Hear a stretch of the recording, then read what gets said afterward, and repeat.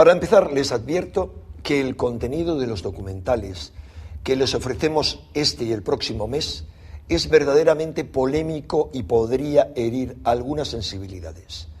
En los mismos podremos escuchar algunas voces disidentes que se alzan en medio de una verdadera batalla académica sobre los orígenes de la fe cristiana. Cuando revisamos los evangelios, podemos comprobar que Jesús nunca se autoproclamó como el Hijo único de Dios. Por ello, cabe preguntarse quién le presentó de esta forma y en qué se basó para hacerlo. ¿Quién fue realmente el Jesús histórico? ¿Cómo llegó a convertirse en el Redentor divino de toda la humanidad? ¿Cómo surgieron nuestras ideas acerca de la Navidad y tantas otras concepciones cristianas? Desde hace medio siglo, los estudiosos científicos son conscientes de que buena parte de la iconografía y de las creencias cristianas surgieron de las antiguas religiones mistéricas.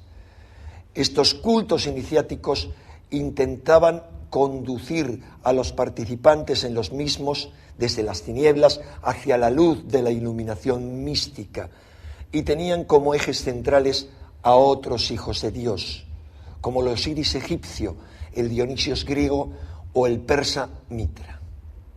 Como cristiano convencido que soy, les aseguro que el contenido de este documental no hace sino ampliar mi visión de Jesucristo como redentor de este mundo sumido en las tinieblas, y del cristianismo místico como una síntesis perfecta de los antiguos misterios iniciáticos. Es la misma conclusión a la que llegan en su libro Los misterios de Jesús Timothy Frick y Peter Gandy, los dos principales entrevistados en estos documentales. En su opinión y en la mía, todos los argumentos expuestos en los mismos nos fuerzan a reconocer la unidad que subyace en el corazón de todas las tradiciones espirituales. Según ellos, aunque su tesis nos llevaría a reescribir la historia, no debilita para nada la fe cristiana. Por el contrario, nos sugiere que el cristianismo es aún más rico de lo que antes imaginábamos. Citando las palabras textuales de estos dos autores que aparecen entrevistados en este documental, la historia de Jesús es un mito imperecedero que tiene la facultad de impartir la gnosis salvadora que puede transformarnos a cada uno de nosotros en un Cristo, en lugar de ser tan solo el relato de los acontecimientos que sucedieron a otra persona hace 2000 años. La esperanza de estos dos autores es que tanto su libro como estos documentales puedan contribuir a recuperar la verdadera herencia mística del cristianismo. También es esa mi esperanza. Mi única recomendación antes de ver este documental es que mantengan la mente crítica y el corazón abierto.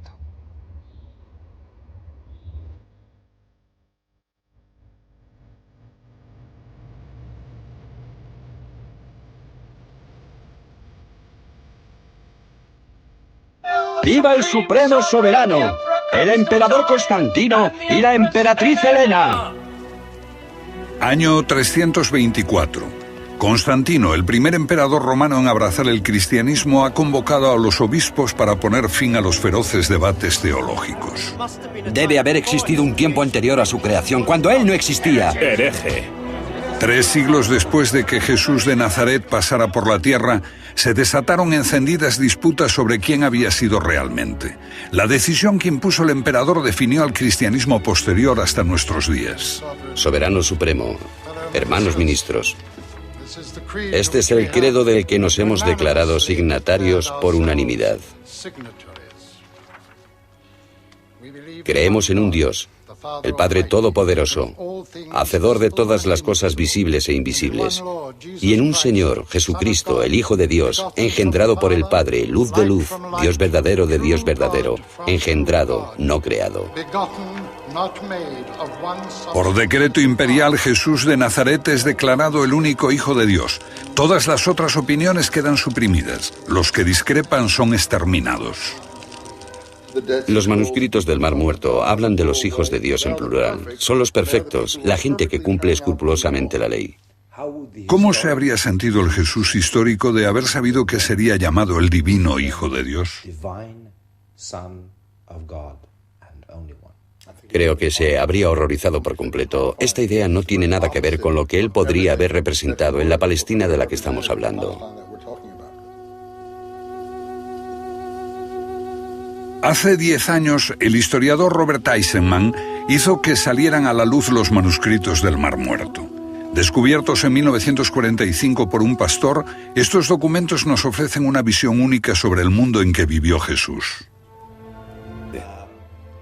No deberíamos creer más que el Jesús que vivió efectivamente en Palestina tiene algún parecido con el Jesús de la Biblia. Yo creo que fue una afirmación honesta y probablemente acertada. Los que toman la Biblia como la auténtica palabra de Dios podrían ahorrarse dolor e irritación renunciando a ver este documental, porque se basa en la idea de que la fe cristiana se origina en un mito. Esta es una convicción que gana cada vez más fuerza entre los especialistas a medida que salen a luz nuevos documentos antiguos sobre los orígenes de la cristiandad y sobre Jesús, el Hijo de Dios.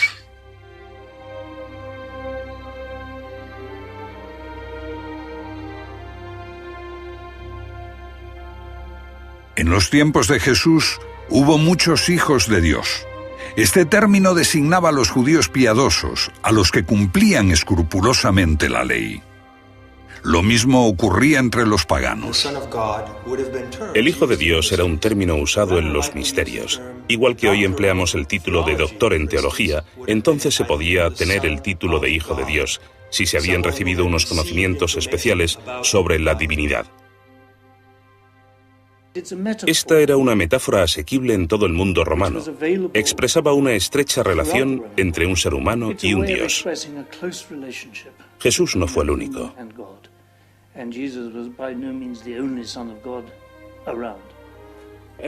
Todos los emperadores afirmaban ser el Hijo de Dios y se atribuían la capacidad de obrar prodigios.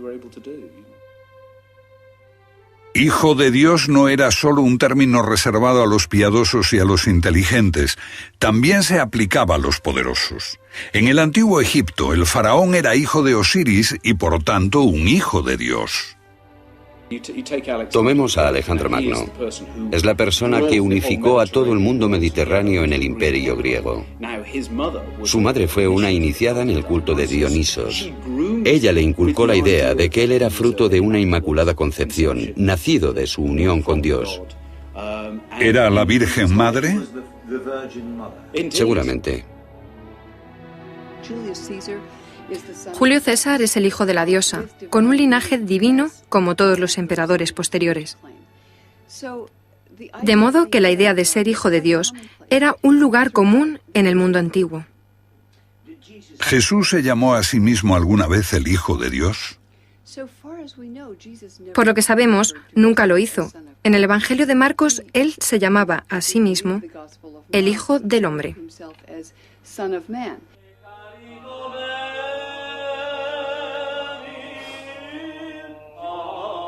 Sin embargo, la afirmación de que era el único hijo engendrado por Dios constituye la piedra angular del credo cristiano.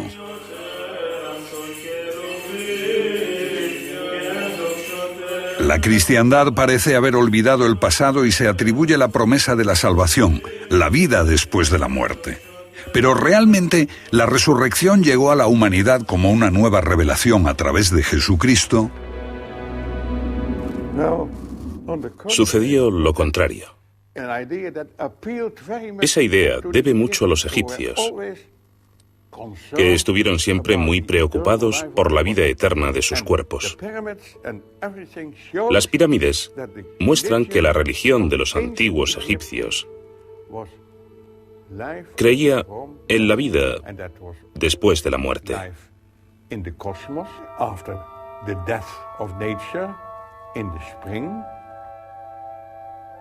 Con 88 años de edad, el holandés Gilles Quispel, ex profesor de Harvard, sigue siendo considerado uno de los más eminentes expertos mundiales en el pensamiento de la cristiandad primitiva.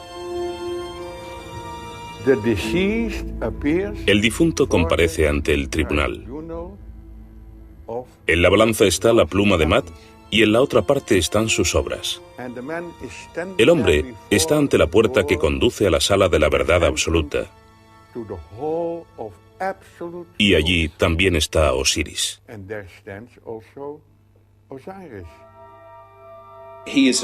Este es un dios que viene a la tierra como hombre. Trae grandes enseñanzas, el culto a los dioses y la civilización. Y después las fuerzas del maligno le dan muerte. Pero resucita y asciende al paraíso, donde será el juez de las almas al final de los tiempos. Y las tumbas egipcias están llenas de representaciones sobre todos estos hechos.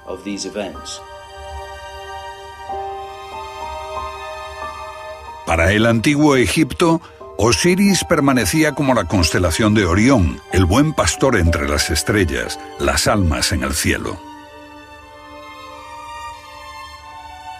Pero esta no es la única imagen mítica que posteriormente recoge la cristiandad. Los escritores Tim Fricke y Peter Gandhi han elaborado un amplio estudio sobre el pensamiento antiguo. Es una imagen dura. ¿Por qué la puso en la portada de su libro? Bueno, esta evidencia fue sumamente importante para nosotros. Es un talismán, un amuleto. Es pequeño, del tamaño de mi pulgar. Cita y asciende al paraíso. Esta es la versión griega de Osiris. La historia tradicional dice que Pitágoras recorrió Egipto, estudió en los templos durante 20 años y llevó a Grecia esa enorme sabiduría mística egipcia que se asocia con la idea de Osiris. Pero para introducirla entre los griegos, escogió a Dionisos y lo transformó en una importante figura. La mayoría de las grandes mentes del paganismo, como Platón, Eurípides y Sófocles, eran iniciados de este culto cuyo centro no estaba tan lejos de Atenas. Miles de personas fueron iniciadas en este culto a un dios hombre que muere y resucita.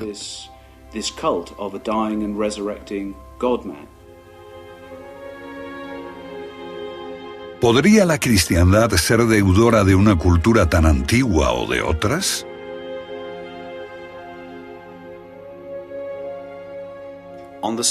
En el sitio donde se erige hoy el Vaticano, hubo antes un templo pagano. Los sacerdotes paganos celebraban ceremonias sagradas que los primeros cristianos encontraron inquietantes, por eso decidieron borrar de ellas toda evidencia. ¿Cómo eran esos terribles ritos? ¿Horrendos sacrificios, tal vez? ¿O quizás orgías obscenas? Eso es lo que nos han llevado a creer, pero la verdad es más extraña. Eso es lo que nos han llevado a creer, pero la verdad es más extraña. En este antiguo santuario pagano los feligreses glorificaban a un Redentor, Mitra, igual que Jesús. Este nació un 25 de diciembre de una virgen, era el Hijo de Dios, ascendió al cielo y prometió volver al final de los tiempos para juzgar a los vivos y a los muertos. Aquí los sacerdotes paganos celebraban una simbólica comida con pan y vino en honor de su Redentor, la sangre de Cristo, que dijo a sus seguidores: aquel que no beba de mi sangre no conocerá la salvación. Igual que Osiris en Egipto, Mitra, una deidad de origen persa, permaneció en el cielo como Orión frente a Tauro. Su culto se convirtió en el principal competidor del cristianismo en el mundo antiguo. Un famoso especialista dijo que si la cristiandad no hubiera triunfado, el mundo entero habría sido mitraísta. He aquí una deidad que es un salvador íntimo y es el Hijo de Dios y de una mortal. También es el Dios encarnado, que trae sabiduría y una nueva religión que desafía la vieja autoridad, como hacen siempre los místicos. Un Dios que hace milagros, transforma el agua en vino en una boda, muere en Pascua, resucita a los 3 días y asciende al cielo.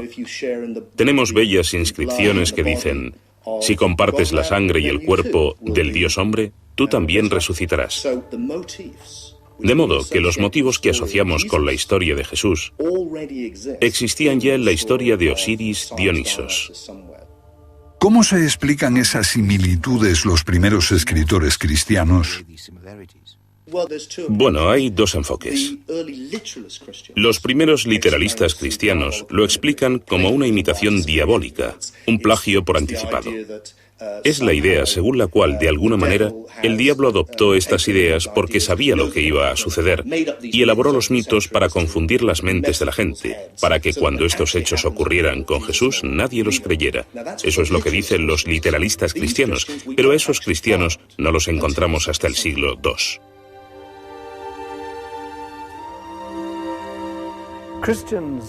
Los cristianos celebraron su victoria declarando que el paganismo era decadente, grosero, falto de interés, inferior, y que el cristianismo tenía simplemente que ganar. Pero esa era una fantasía cristiana. De hecho, el paganismo estaba muy vivo.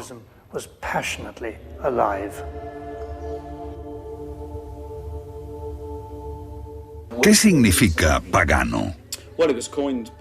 Fue acuñado por los cristianos como un término insultante. Significa habitante del campo. Esto sugiere que esa gente que había construido pirámides, que nos dejó las obras de Eurípides, Sófocles y Platón, eran gente de campo primitiva y supersticiosa. ¿Qué transformó su opinión sobre el paganismo? Creo que fue estudiar la espiritualidad pagana y descubrir una rica filosofía espiritual. Es allí donde tiene sus raíces lo mejor de lo que consideramos cultura occidental. Esa forma de espiritualidad no fue para nada la primitiva adoración de un ídolo. Era increíblemente refinada. Catacumbas. Las imágenes parecen del cristianismo primitivo, pero este buen pastor es el Dios redentor Atis. El mensaje cristiano parece revolucionario. Amar a tus enemigos. Está alejado de las enseñanzas judías del ojo por ojo y diente por diente. Pero en la filosofía pagana tenemos sentimientos como el de amar a quien te golpea, o ser un hermano y un padre de toda la humanidad.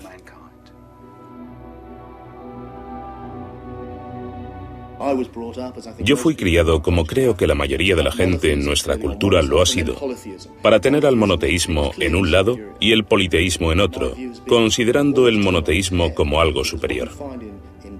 Cambié de opinión, porque lo que uno encuentra en el politeísmo pagano es que tiene como centro la idea de unidad. Hay un Dios único o una unidad que está incluso más allá de la idea de Dios. Se trata del Ser Supremo que puede manifestarse con múltiples rostros, y la razón de que esta unidad impersonal necesite tantas caras es porque ninguna es inadecuada a la gloria de esta unidad.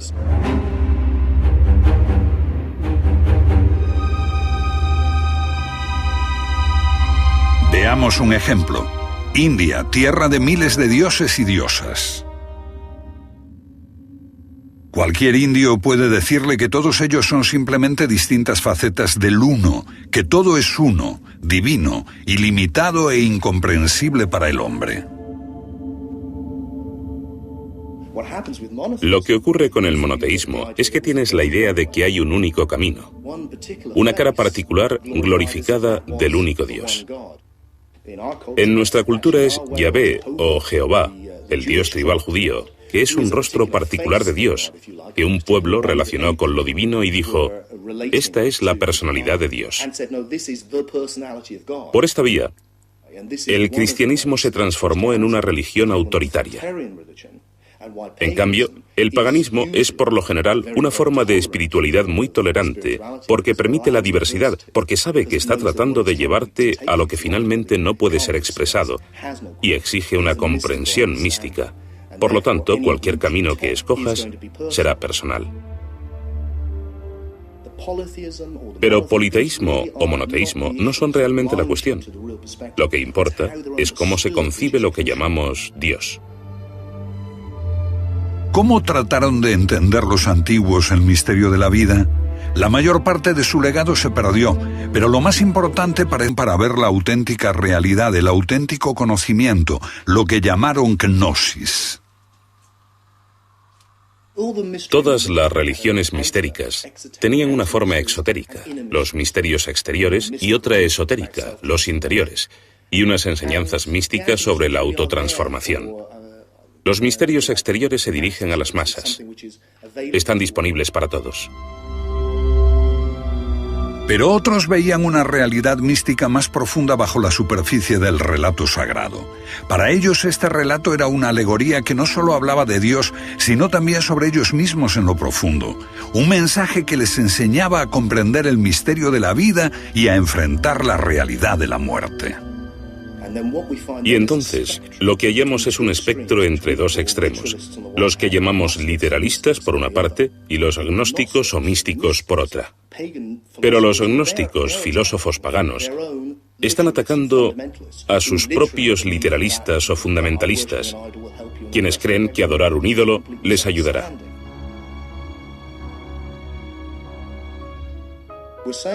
Estamos diciendo que hay una comprensión mística esencial del milagro y del misterio de la vida, y el lenguaje en que se expresa varía. Ahora bien, uno de los caminos por los que esto se expresa es mediante la alegoría. Y la clave para entender el cristianismo es el mito del Hijo de Dios. Esto nos retrotrae a los antiguos egipcios, a Osiris o a figuras como Dionisos en Grecia, Atis, Adonis y Mitra, y así sucesivamente, muchas figuras diferentes. Este mismo proceso continuó hasta el siglo I, cuando algunos judíos hicieron exactamente lo mismo y adoptaron una figura mítica, el Mesías, Joshua o Jesús, y lo transformaron a sí mismo en este Dios hombre que muere y resucita. Para sus compañeros, Jesús de Nazaret era un hombre que enseñaba verdades profundas. Eran gnósticos, místicos que concebían su vida y su muerte dentro de un entramado gnóstico. Se convirtió Jesús en su símbolo para dar un mensaje, en una verdad interior. Una figura dentro de una alegoría mediante la cual uno puede ser transformado por la iniciación y al final alcanzar la gnosis o conocimiento, ese estado místico de la iluminación.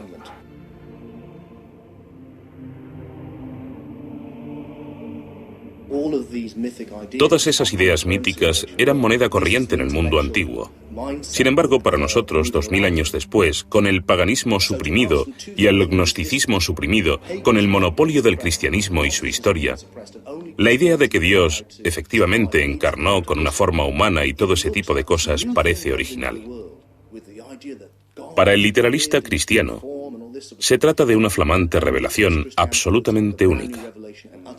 Pero al volver al mundo antiguo y situar este mito en su contexto, la perspectiva cambia radicalmente.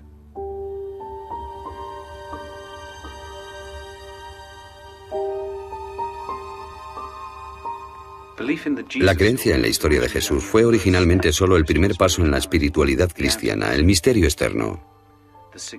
Su significado tenía que ser explicado por un maestro iluminado cuando los alumnos alcanzaban la madurez espiritual. Un conocimiento místico de Dios más allá del simple dogma. Aunque hay muchos grandes místicos cristianos en siglos posteriores que han sido capaces de ver intuitivamente a través de este nivel simbólico más profundo, como cultura hemos conservado solo los misterios exteriores. Me parece que hemos conservado la forma, pero perdimos el significado.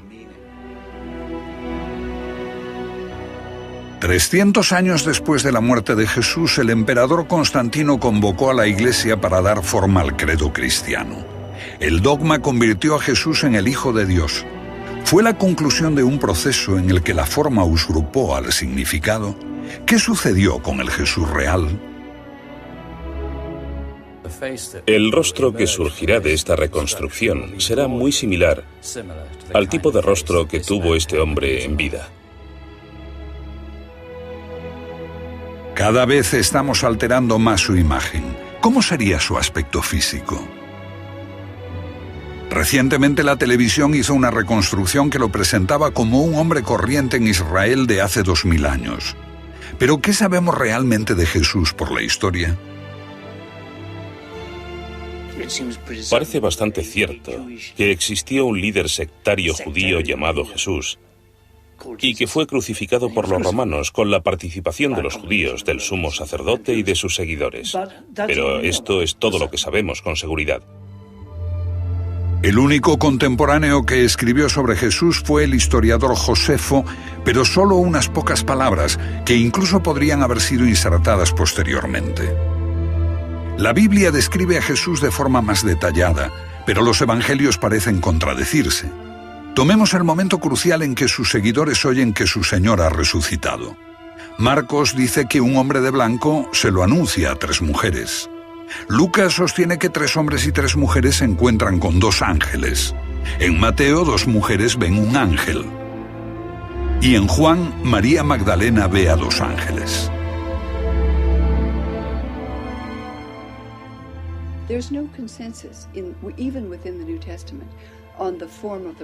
No hay consenso sobre la resurrección en el Nuevo Testamento. A finales del siglo II se decía que tenías que creer no solo que Jesús estaba vivo, sino que efectivamente se produjo una resurrección física. Y ese requisito se conservó en el credo. Pero no fue parte del movimiento cristiano original.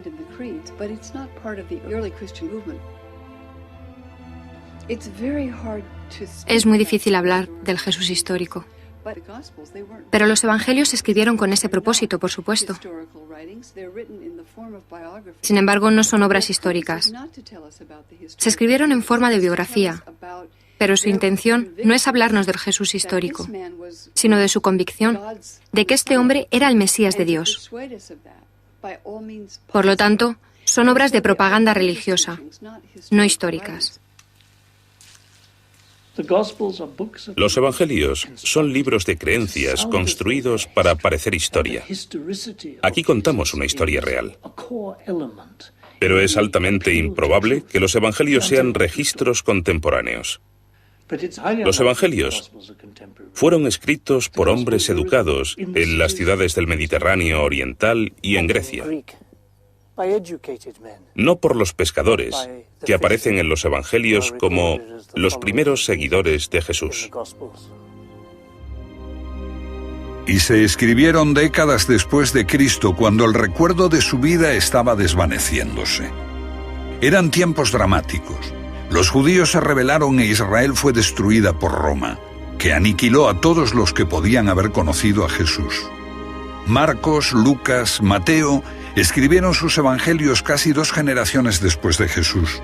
El cuarto, el Evangelio de Juan, apareció casi 3 generaciones después, pero no eran los únicos evangelios.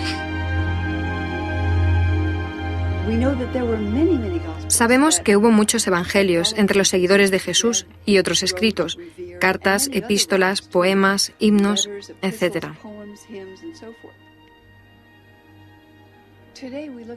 Ahora miramos el cristianismo y lo vemos muy diferente.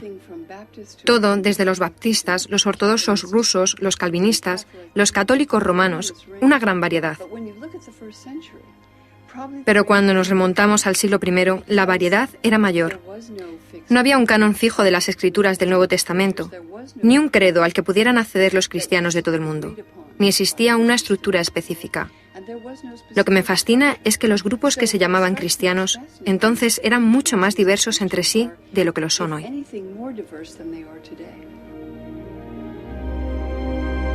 Jesús, sus compañeros y primeros seguidores eran judíos, cristianos judaicos. Lo que pensaban esos cristianos originarios, los más próximos a sus enseñanzas, ha sido ocultado durante siglos. Pero ahora han salido a la luz antiguos documentos que revelan sus creencias. Gilles Quispel jugó un importante papel al darlos a conocer a la ciencia. Lo que revelan es asombroso. Los cristianos judaicos silenciaron el valor de salvación del sacrificio de Cristo.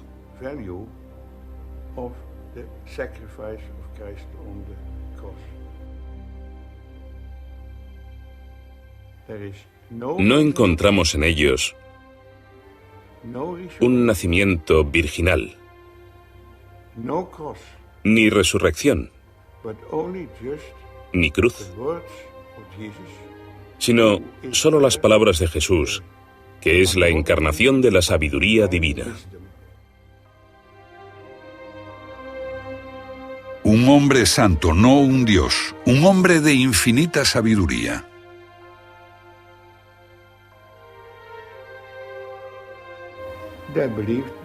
Creían que Jesús era un instructor iluminado y un iluminador.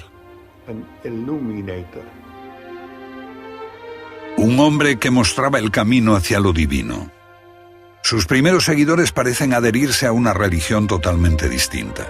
Los conceptos básicos de la cristiandad posterior les eran extraños. Solo mucho después vinieron los tiempos en que Jesucristo fue proclamado el Hijo unigénito de Dios y surgieron ideas y ritos que hubieran provocado asombro en Jesús y los suyos.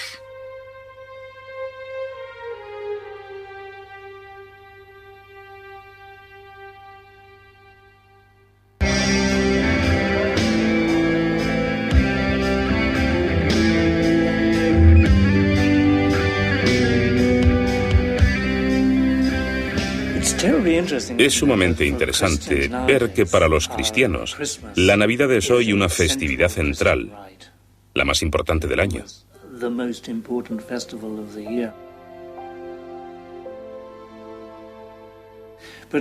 Pero no sabíamos que los primeros cristianos no celebraron la Navidad como el nacimiento de Cristo, sino hasta el siglo IV. 4 siglos después, Unos 300 años después de la muerte de Jesús, aparecen indicios de que empezó a celebrarse la Navidad. La celebración de su nacimiento, entre el 24 y 25 de diciembre, se adoptó del nacimiento de Mitra. Es la festividad del solsticio de invierno, el momento en que el sol renace.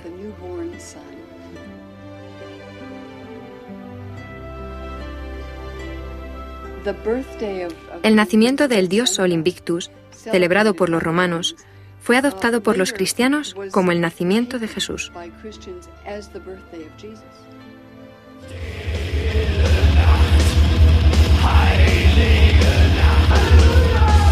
También representa un milagro. Es muy interesante que la milagrosa concepción de Jesús, la procreación virginal, sea una creencia central, particularmente para los católicos. Pero en el Evangelio de Marcos, el más antiguo, nada se dice de esto. Tampoco en el de Juan. ¿Quién inventó lo de la virginidad perpetua de María y la Inmaculada Concepción?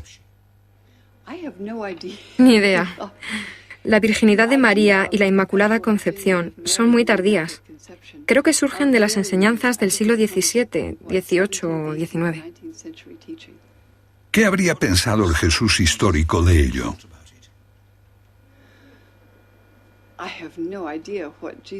No sé lo que habría pensado de la virginidad de María.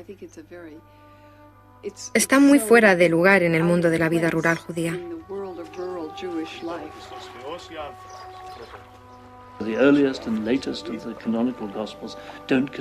En los primeros y los últimos evangelios canónicos no se menciona el nacimiento virginal. Esto es quizá porque Marcos y Juan no conocían la historia.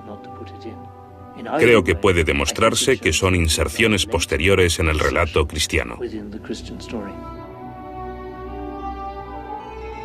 Para los que creen en el nacimiento divino, la concepción virginal es un tema central.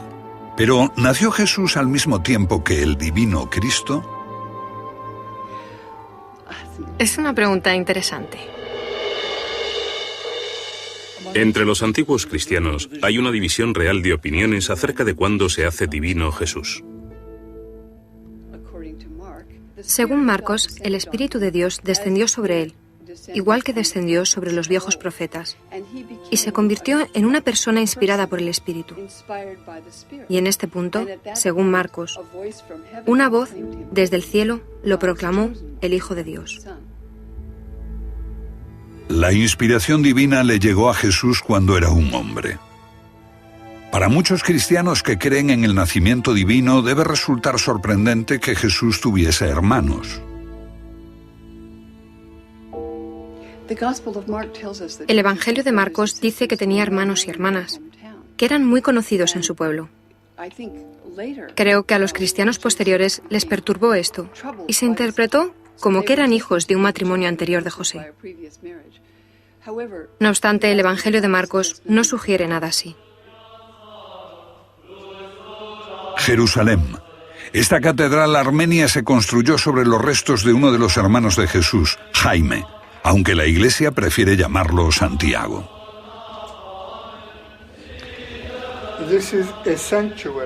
Esto es un santuario en el nombre de San Santiago, el hermano del Señor, que era primo de Jesús por parte de José, y que fue el primer obispo de Jerusalén. Sus restos están bajo el altar mayor. Recientemente salió a la luz este pequeño féretro de arenisca que dice: Santiago, hijo de José, hermano de Jesús. Por su hermano conocemos algo crucial de Jesús, porque Santiago fue una figura clave en la Jerusalén de la época. Santiago, el hermano de Cristo, fue el líder del movimiento de Jesús desde su muerte hasta el año 61. Existe solo un breve párrafo sobre Santiago en la obra de Josefo a finales del siglo I. Dice muy claramente que un brutal sumo sacerdote saduceo asesinó a Santiago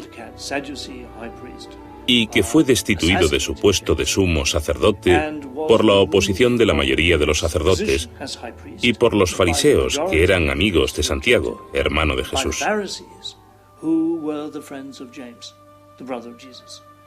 Es bastante extraordinario, porque aquí los fariseos están en el bando del movimiento de Jesús y no como los enemigos suyos.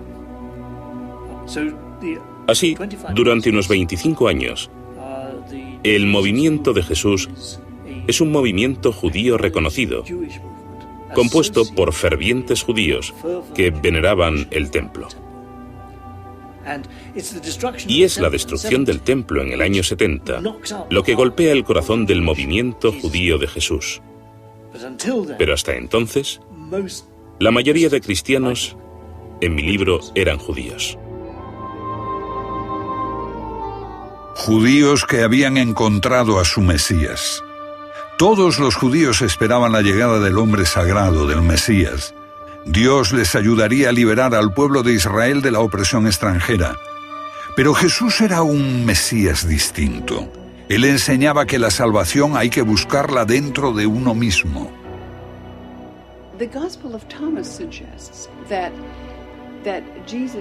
El Evangelio de Tomás sugiere que Jesús es el iluminado. Como Buda es el iluminado, no diferente a los demás, pero uno que ha comprendido el más profundo potencial espiritual de la naturaleza humana. Sí, según los cristianos judíos, sí. Pero si dice usted que se parece a la iluminación de Buda, yo diría que lleva razón. Personalmente diría que para mí, como cristiano, Jesús es la luz del mundo, pero el concepto de un hombre iluminado es el mismo. Un hombre de profunda sabiduría, un iluminado, pero un hombre, no un Dios. ¿Cuándo fue declarado único Hijo de Dios? Esto se asumió como dogma cuando se formalizó el credo con Constantino, 300 años después. Creemos en un Señor Jesucristo, Hijo de Dios, engendrado por el Padre, Dios de Dios, luz de luz, Dios verdadero del Dios verdadero, engendrado, no creado.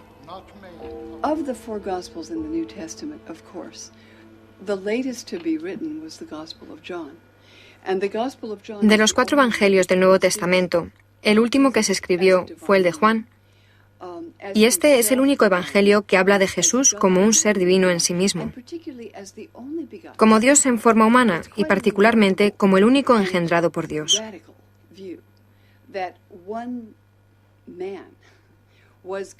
Es una visión bastante radical sostener que un hombre era Dios encarnado.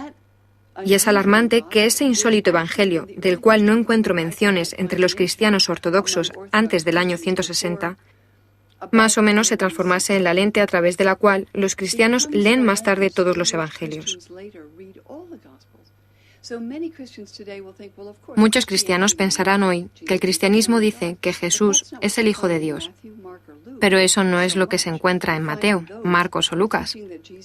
En ellos se encuentra la enseñanza de que Jesús es el Mesías de Dios, el único que redime a su pueblo, el único que enseña el camino de rectitud. Uno podía ser un judío muy devoto y seguir a Jesús en ese punto, pero con el Evangelio de Juan, con la afirmación de que es el Hijo de Dios, y más que eso, su único Hijo, cambia la comprensión del mensaje de forma total. Un creciente debate sobre la naturaleza de Jesús, si era un hombre o un Dios, transforma el cristianismo primitivo a medida que el movimiento crece. El énfasis se pone en el mensajero más que en el mensaje. Eso cambió al cristianismo más profundamente que el hombre considerado como el gran creador de la desunión, San Pablo.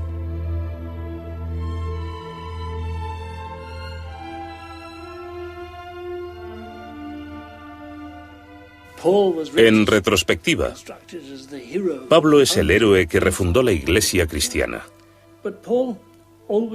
Pero Pablo siempre intentó llevar creyentes a la sinagoga. También estaba dispuesto a reclutar gentiles. La ruptura radical que supuso Pablo fue permitir a los no judíos comer con judíos y no seguir las leyes kosher. Eso fue una ruptura radical. Ser integrador. Permitir a todos creer en Jesús fue un paso fantástico.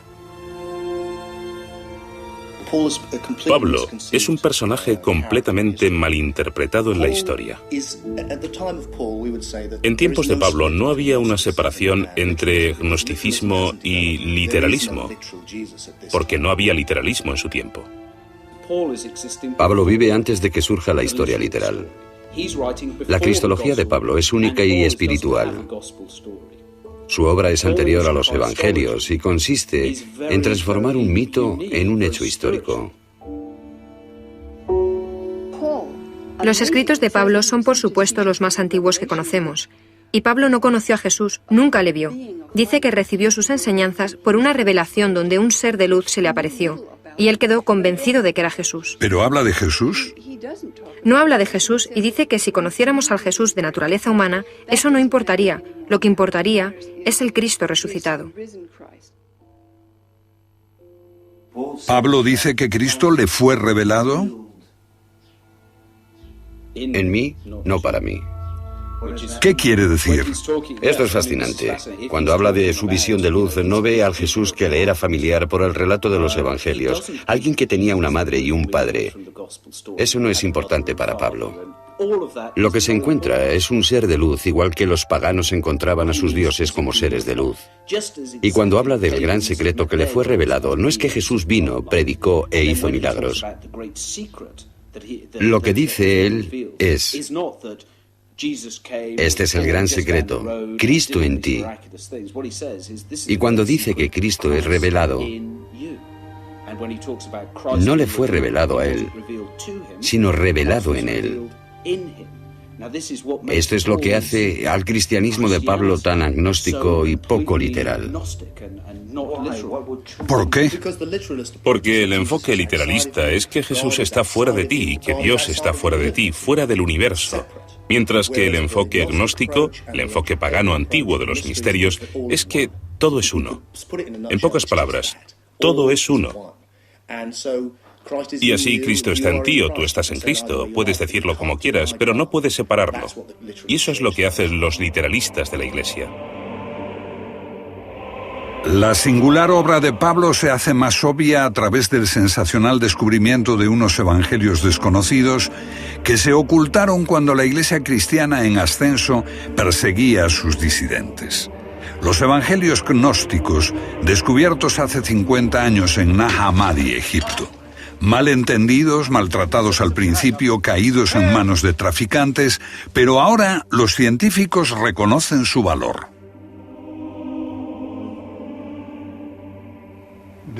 Los libros de Nag Hammadi son más importantes que los manuscritos del Mar Muerto, porque presentan un nuevo enfoque de la historia cristiana, de Jesús y de Dios.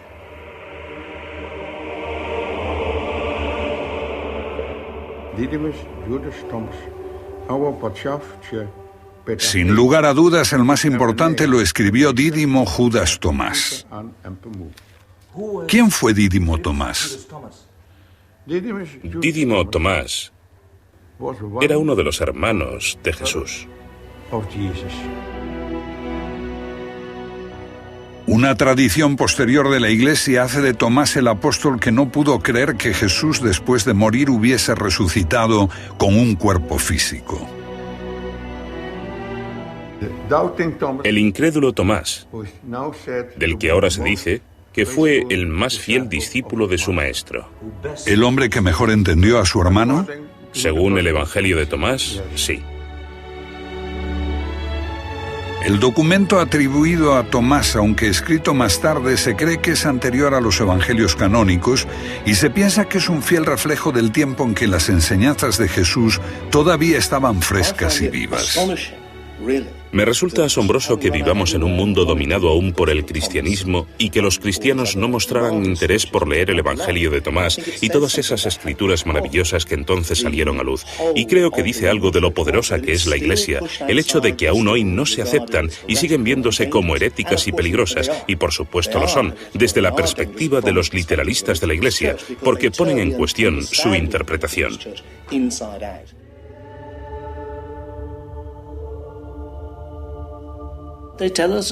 Nos hablan de una variedad de formas en que la gente creía que se podía hallar la salvación. Por la contemplación, por expansión de la chispa divina que llevamos dentro de nosotros, comunicarse con Dios buscándolo dentro de uno mismo, una búsqueda individual de lo divino, sin la ayuda de sacerdotes u obispos. Suena atractivo. El gnosticismo es muy atractivo. Creo que especialmente lo es para la mente moderna, porque promueve una religión para el individuo, no para una iglesia. Y esto es lo que el hombre ha venido buscando y deseando siempre. Hallar a la divinidad por sí mismo. Pero esto es una gran simplificación, porque se trata de algo sumamente complejo.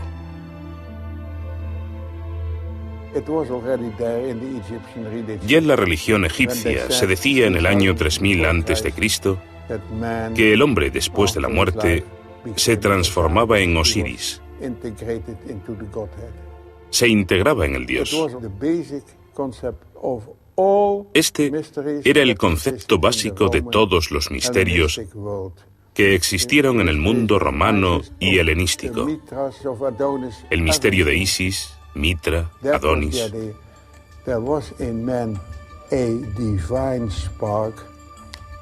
La idea era esta. Hay en el hombre una chispa divina, de la que es inconsciente y hay que despertarla mediante una iniciación que conduce a la transformación. ¿Cómo se perdió esa idea? Bueno, es muy simple. Los católicos tenían un bulldozer y los rabinos tenían un bulldozer también. Y esto resume en pocas palabras toda la historia del cristianismo y del judaísmo. Sabes, si quieres construir una iglesia, debes afirmar que la salvación solo es posible por, con, desde y a través de la iglesia o del representante de Dios en la tierra, que es el Papa, y que este es el único camino. Mientras que los gnósticos afirman que te concierne a ti, que puedes hacerlo ahora, aquí, y no necesitas al obispo ni a nadie. Si quieres saber qué es en verdad el cristianismo y qué es el paganismo, descubrirás que es un viaje de autoconocimiento. Y lo que están buscando es la parte de uno que no puede morir. No es que se te vaya a dar algo que no tienes, es descubrir que ya eres inmortal. Porque tu esencia no es el cuerpo. Nos confundimos a nosotros mismos con estos cuerpos individuales con todos los problemas que conllevan. Y toda la historia es que necesitamos morir para la identidad del cuerpo, que es el centro de la cuestión, y que necesitamos resucitar a nuestra auténtica identidad, que es el Hijo de Dios, el Cristo, el Osiris Dionisios. ¿En qué sentido somos todos hijos de Dios? Somos todos hijos de Dios y nos damos cuenta de nuestra auténtica identidad. Entonces, en ese sentido, el mito total, el relato de la crucifixión y la resurrección, ¿es un modelo para todos y cada uno de nosotros? Un modelo, sí, exactamente. Un modelo que consigues encarnar mediante la iniciación. Para los gnósticos, su búsqueda de la totalidad era una continuación de la búsqueda pagana. Conócete a ti mismo, decía el oráculo de Delfos. Esa fue la búsqueda de Platón, de Sócrates, y los gnósticos continuaron la búsqueda. Y era difícil. Había que pasar por la experiencia. No había forma de evitarlo. Pero una vez que has entrado en una iglesia, solo tienes que creer en Jesús e irás al cielo. Para los gnósticos, debes convertirte en el Cristo mismo, con los sufrimientos y el esfuerzo que también eso implica. Una religión del todo distinta. Quiero decir, al estudiar el gnosticismo, uno entiende por qué triunfó el cristianismo. Era algo inevitable.